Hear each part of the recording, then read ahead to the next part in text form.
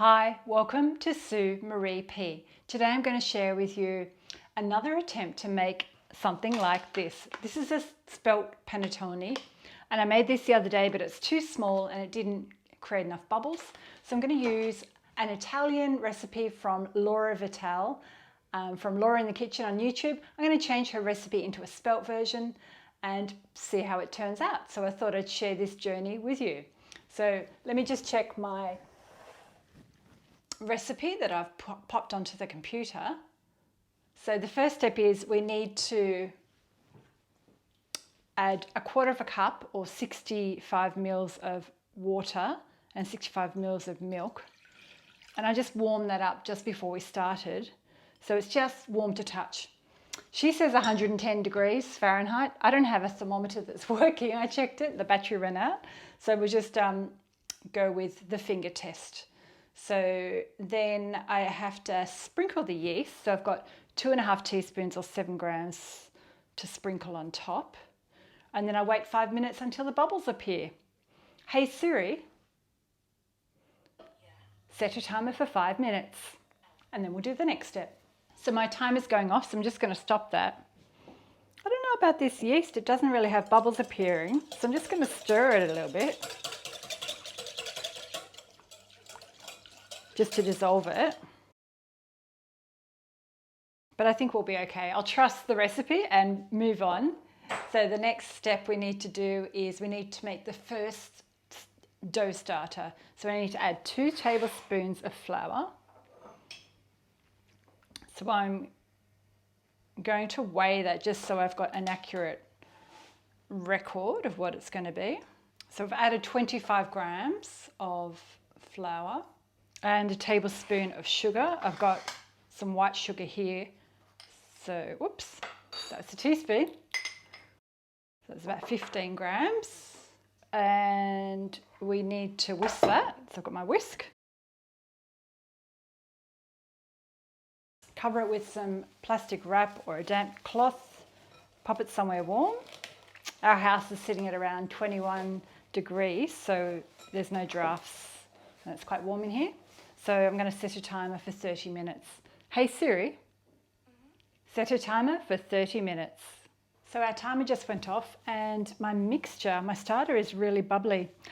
So the next step is we need to grab the big bowl. So I've got my big bowl here.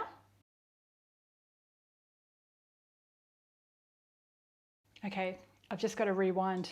That was wrong. So next step is we add 3 eggs into the bowl. Not the flour as I've just tried to do.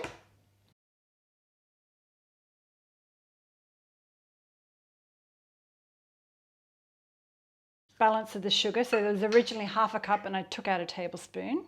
So the balance of the sugar, a teaspoon of salt, just fine salt,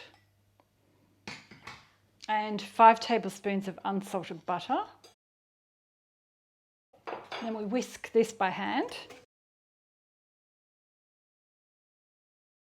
Now I need to add in the zest of an orange that I've washed. I wasn't sure if it was unwaxed, so I washed and scrubbed it. So a zest of an orange and a zest of a lemon. This smells amazing. I love the smell of fresh zest. Now, Laura's recipe has candied peel, and I couldn't buy any locally, so I don't really like it anyway, so I'm going to leave it out. And I'm adding in cranberries instead, because I love dried cranberries. And it's always easier to zest straight into the bowl, so then you don't lose any of the beautiful fragrant oils. And a zest of a lemon.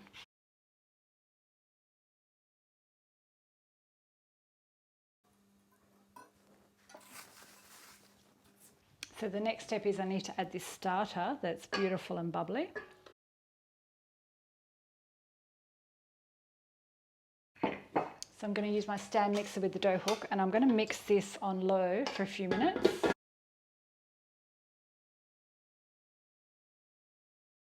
Now I'll add the balance of the flour. So in total the flour is 420 grams, but we may need extra just for the bench as well. So now I'm going to mix this on low for about a minute, and then I'm going to bump the speed up. I knead it for about 3 to 4 minutes because spelt flour doesn't need as much kneading. Set a timer for 3 minutes. So as I said, I'm omitting Laura's candied fruit, 30 grams, and adding 70 grams of dried cranberries. If you like candied peel, pop it in. And before we started filming, I've just soaked my raisins and sultanas because they were quite dry and hard, and I've soaked them in some boiling water for about an hour, and they're just draining off. And that is, it was half a cup of each, 70 grams of each. Just increase my speed. And fingers crossed it all turns out. Oh, I forgot to add vanilla in. Where was I meant to add that? I was meant to add the vanilla back with the oranges, so I'm just going to add a teaspoon of vanilla. I saw it sitting there on the bench and thought, what's that doing there?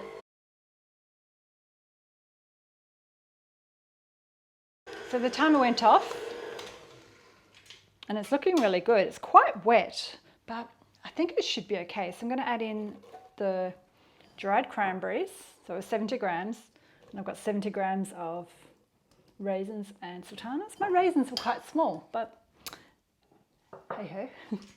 Now I'm going to mix this for a minute. Hey Siri, set a timer for 1 minute. I'm going to add some spelt flour to my bench.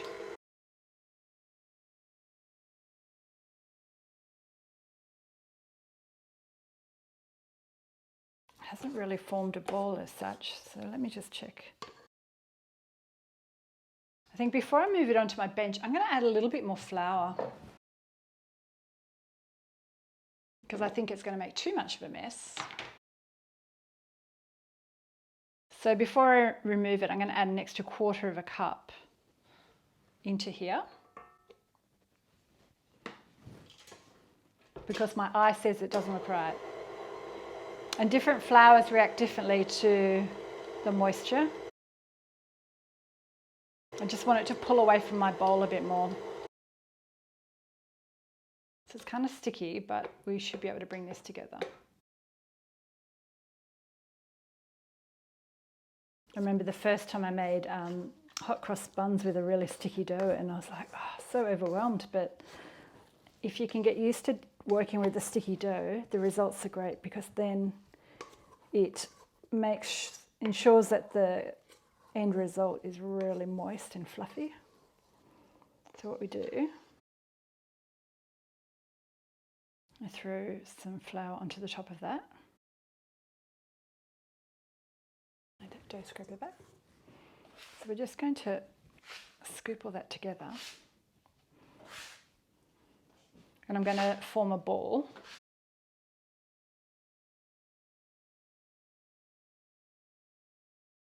And I've prepared a large bowl here with some vegetable oil.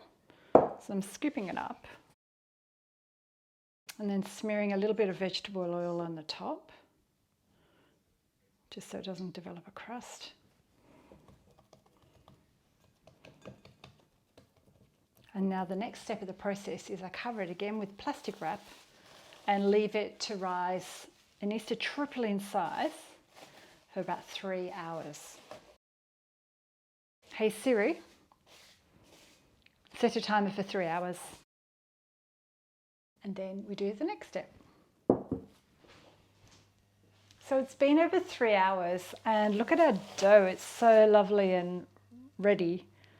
And I do my finger test and it pops back. It's so springy. And I've got these little fancy paper molds I got on Amazon last year. And I think they're roughly about a 5-inch mold when I measure them with the tape. About 5.5 to 6 inch. When I popped the dough into this one, I needed it halfway and it didn't rise up enough. So I'm going to try and work out how much dough I pop in here, and I'm going to use my scales. So I looked at another recipe and they had a little guide on how much to use, and it says 500 grams of dough for a 5-inch mold or 700 grams of dough for a 6-inch mold. I kind of really want to measure how much dough I've got in there, so I'm just trying to work out how I might do this. What I might do is I'm going to flour my bench again and grab a plate so I can just weigh it so I can be accurate. I could just throw it all in there, but I'm nervous that it's not going to be accurate. So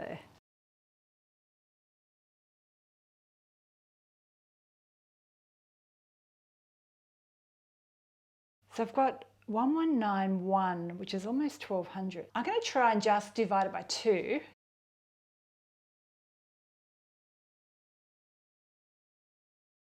A few tips: if you don't have these papers, you can do it in a round cake tin.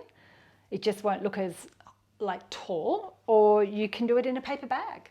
According to Martha Stewart, she did hers in paper bags before she had these fancy things. So I need to let them rest again, but before I let them rest, I need to make an X on top now with a knife. It says brush a little bit of butter.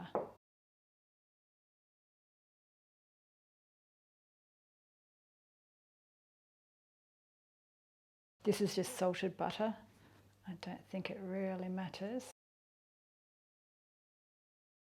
Then pop the plastic back on, and we need to let it sit here for another 3 hours. So I'll come back after 3 hours and then we start baking them. So it's been 3 hours and our panettone is looking amazing, even if I say so.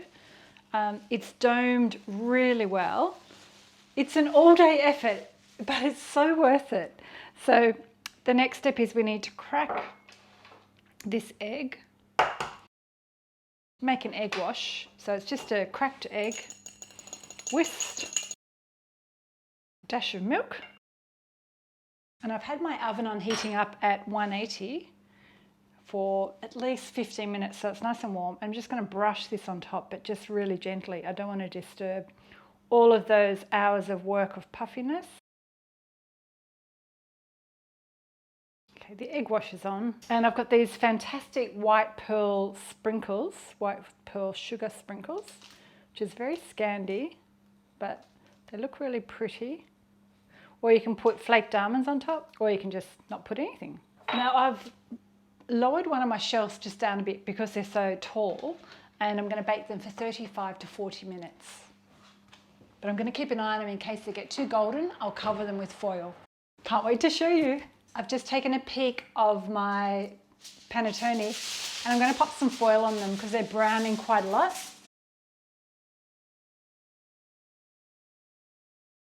So I grabbed my panettones out because they were like browning a lot. And I've checked them with the skewer. So I was hoping when they cooked, they'd dome up a little bit more. I've popped the skewer in, the skewer comes out clean. So I believe they're done. We need to let them completely cool before we taste them. And what all the experts say is to pop a skewer right through the middle. And hopefully I've done it straight, bit of an angle. And set it between either 2 big glass jars. I've got 2 pots that are almost the same height, and they're still really hot. I'm going to flick them over if I can. I think I'll need a cloth to let them cool upside down, and hopefully that will stay. Just squeeze it together. And according to the experts, when you do them with regular flour, they're meant to grow longer overnight, but that's not staying.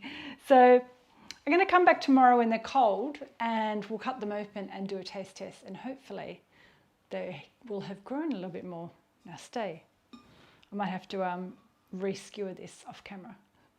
Can't wait to cut them open and show you.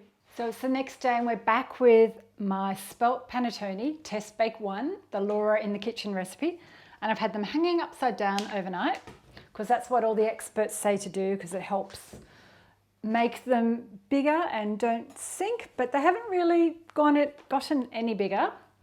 So crunch time, let's chop one open.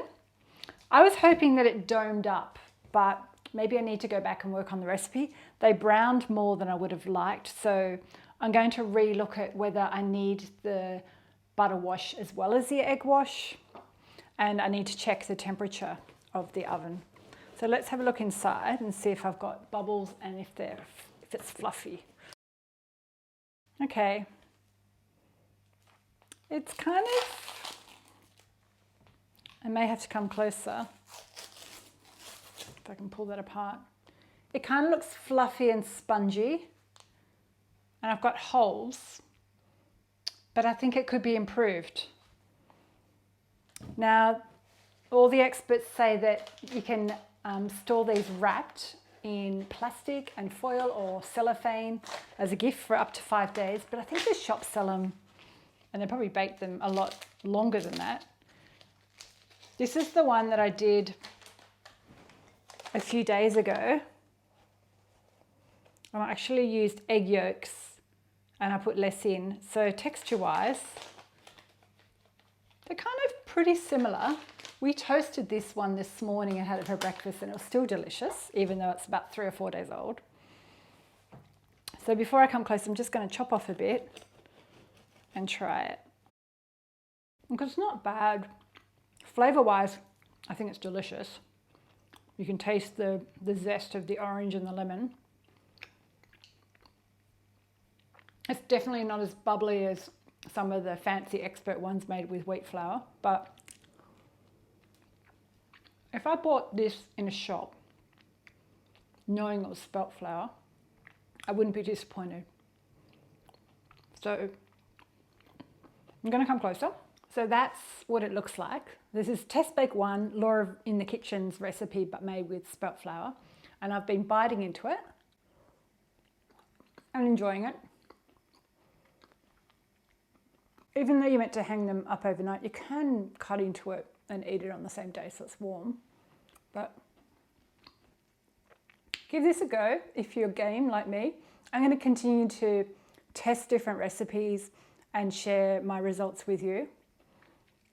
I think I've still got a few years of improvement. My benchmark is the Panettones by Roy. Follow him on Instagram. They're amazing. They're like so tall and lots of big bubbles, but he does use wheat flour. If you've got a favorite panettone recipe that you love, pop a comment below and share it with me, and I'll try and do it for you with spelt flour and see my results. Anyway, I hope you've enjoyed my journey test baking panettone. This recipe was, or this video was actually for one of my viewers over in Florida, Miller. Hi Miller, hope you've enjoyed this. And I know I still need to get it more perfect, but if you've enjoyed this and you want to see more test bakes of panettones, let me know. Hit the thumbs up, subscribe if you're new here today, and thanks for watching. Stick around, I'll pop a few more spelt recipes around me, above me. I'll see you next time. Bye. I'm gonna eat this anyway, yum.